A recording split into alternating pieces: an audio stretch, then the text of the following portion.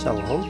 Hari ini kita akan merenungkan Injil Matius pasal 12, teksnya ayat 15 sampai 32. Dan sudah bagi dua paragraf.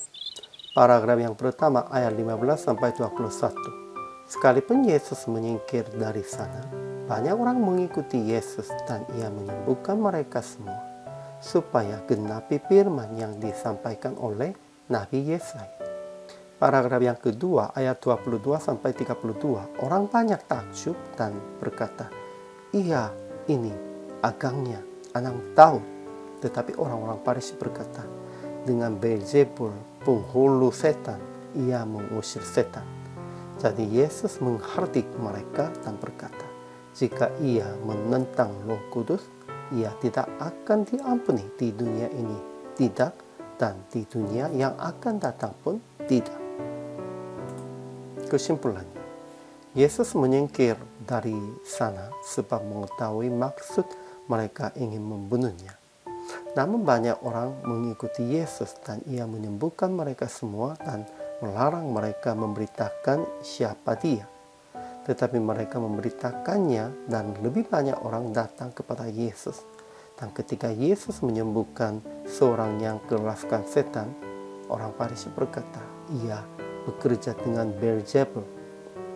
Karena itu Yesus berkata kepada mereka, hujat terhadap Roh Kudus tidak akan diampuni.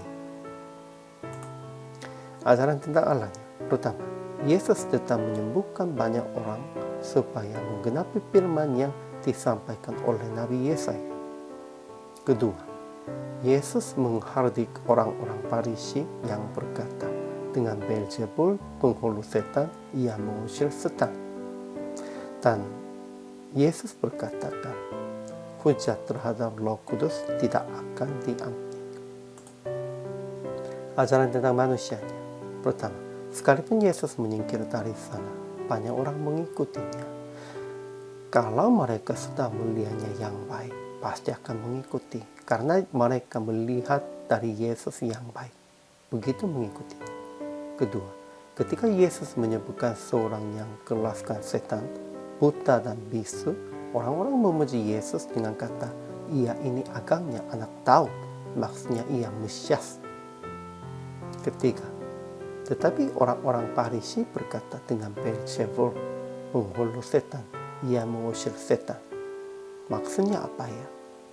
Ya, karena mereka hatinya melawan Yesus. Mereka pun juga orang-orang Farisi tidak bisa menerima dengan benarnya.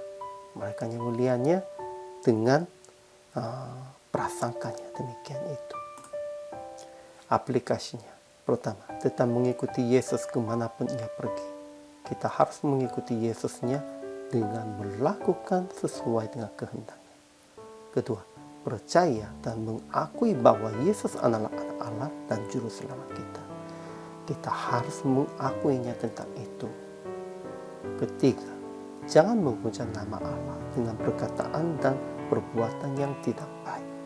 Zaman itu mereka melawan Yesus Kristus dan mereka tidak menerimanya hasil Yesus Kristus sebagai hasil dari Tuhan. Dan mereka katakan itu karena kekuatan Beelzebul, demikian itu. Itulah menghujat nama Allah.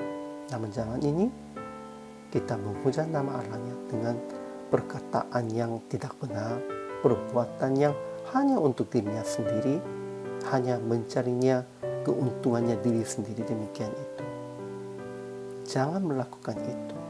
Itulah sebagai menghujat nama Allah.